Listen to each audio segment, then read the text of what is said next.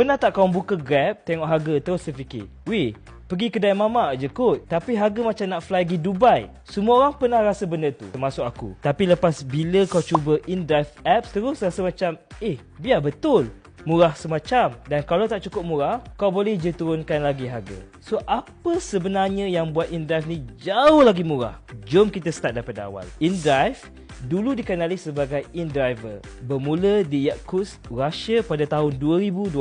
Tempat tu sangat sejuk sampai taksi waktu tu dia letak charge musim sejuk. Like sesuka hati dia nak letak. Tapi sekumpulan student pun buat group kat VK Apps untuk lawan balik harga tu. Mereka post berapa banyak yang sanggup dibayar dan pemandu akan reply. Dari situ lahirnya idea apps InDriver yang sekarang sudah jadi global.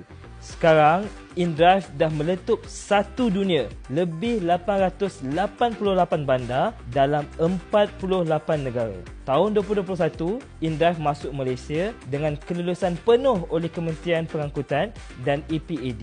Sekarang boleh jumpa InDrive apps kat Selangor, kat Kuala Lumpur, Pening, Johor Bahru. Mana-mana tempat yang rakyat Malaysia nak jimat, InDrive ada. Okey, soalan utama, macam mana boleh murah sangat InDrive? Pertama, korang yang tentukan harga. InDrive tak ada fixed fare. Kau sendiri propose harga. Kalau driver setuju, jalan.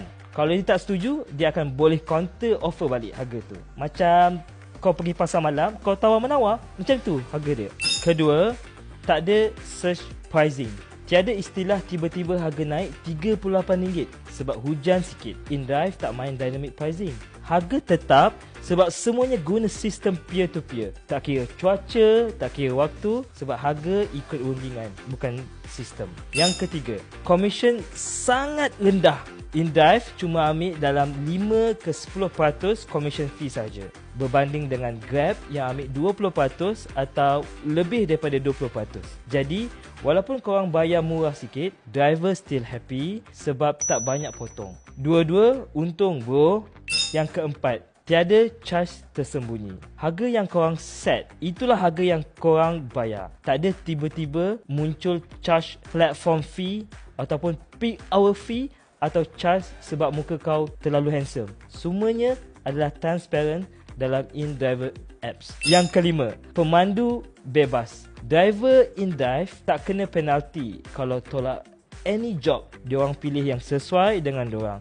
Rasa macam bekerja sendiri, kau jadi bos. Jadi makin ramai driver nak online, korang pun dapat banyak pilihan. Sebab itu harga jauh lebih murah. So sekarang korang dah tahu rahsia kenapa InDrive apps jauh lebih murah. Kalau poket tengah nazar